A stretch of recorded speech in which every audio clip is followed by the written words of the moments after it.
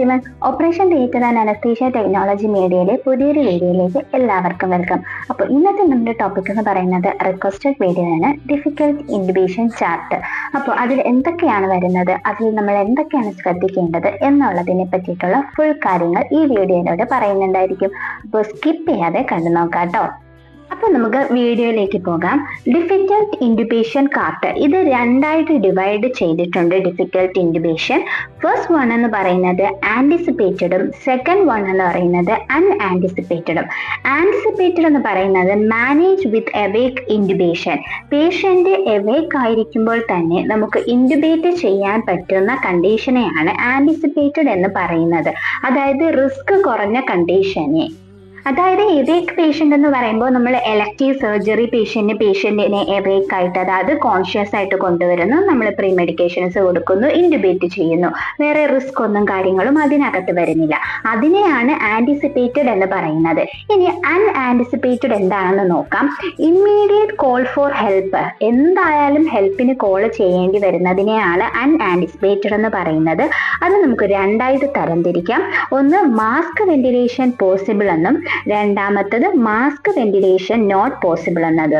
അതായത് നമുക്ക് call immediate ആയിട്ട് നമ്മൾ കോൾ വിളിക്കുന്ന അവസ്ഥയാണെന്നുണ്ടെങ്കിൽ ഒന്നുകിൽ നമുക്ക് മാസ്ക് വെന്റിലേഷൻ പറ്റുന്നുണ്ടായിരിക്കില്ല, അല്ലെങ്കിൽ മാസ്ക് വെന്റിലേഷൻ പോസിബിളേ അല്ലാത്ത പേഷ്യൻ്റ് ആയിരിക്കാം.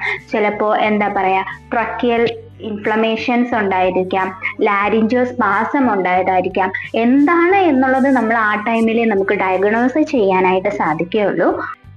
ഓക്കെ, അപ്പം നമ്മൾ പറഞ്ഞ കാര്യം എന്ന് പറയുന്നത് അൺആൻറ്റിസിപ്പേറ്റഡിനെ നമുക്ക് ഇമ്മീഡിയറ്റ് ആയിട്ട് ഹെൽപ്പിന് കോൾ ചെയ്യേണ്ടതായിട്ട് വരുന്നുണ്ട്.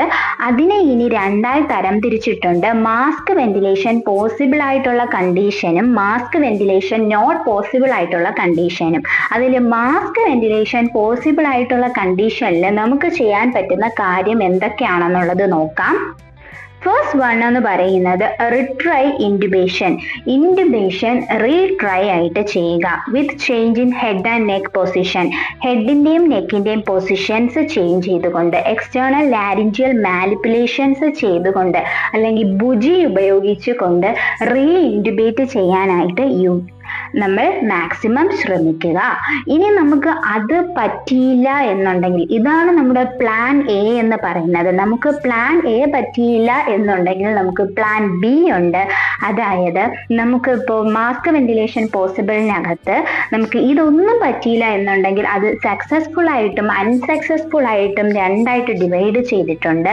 അതിൽ നമുക്കിപ്പോൾ സക്സസ്ഫുൾ ആണെങ്കിൽ ഓക്കെ ഫൈൻ, നമുക്ക് ബാക്കി പ്രൊസീജിയേഴ്സിലേക്ക് പോകാം.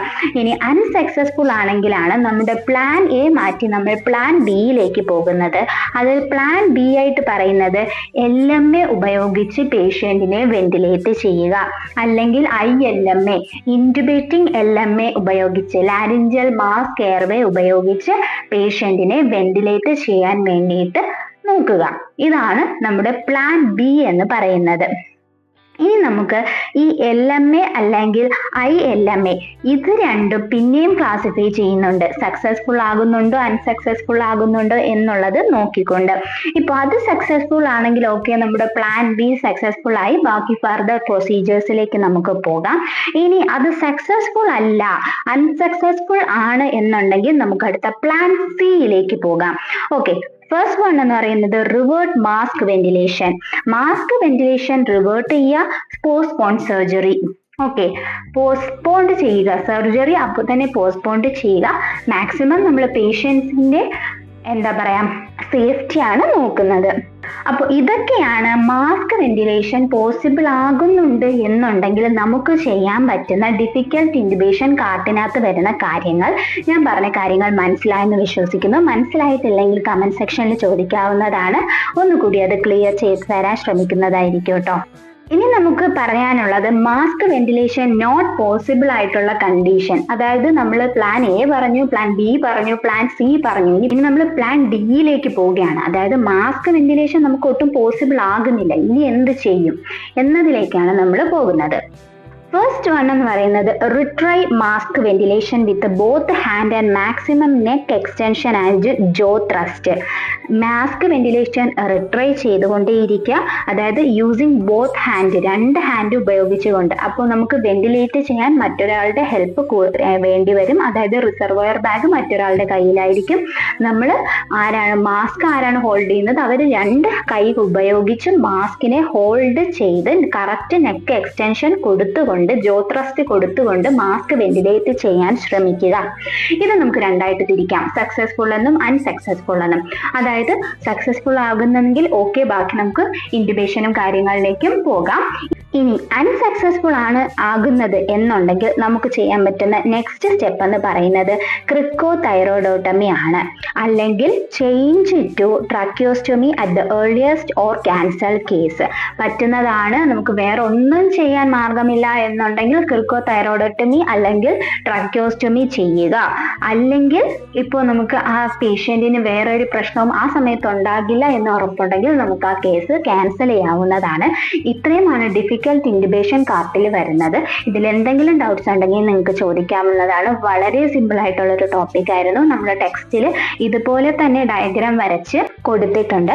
അപ്പോൾ എനിക്കിത് ഒരു സ്ലൈഡിലായിട്ട് എഴുതി പൂർത്തിയാക്കാൻ പറ്റിയിട്ടില്ല, അതുകൊണ്ടാണ് 2 സ്ലൈഡിലായിട്ട് പറഞ്ഞിരിക്കുന്നത്. അപ്പോൾ നിങ്ങൾ എക്സാമിന് ഈ ഒരു 5 മാർക്ക് ക്വസ്റ്റ്യൻ ആയിട്ട് ഇത് ചോദിച്ചു കഴിഞ്ഞാൽ ഇതിനെ പോയിന്റ്സ് ആയിട്ട് എഴുതണമെന്നേ ഇല്ല.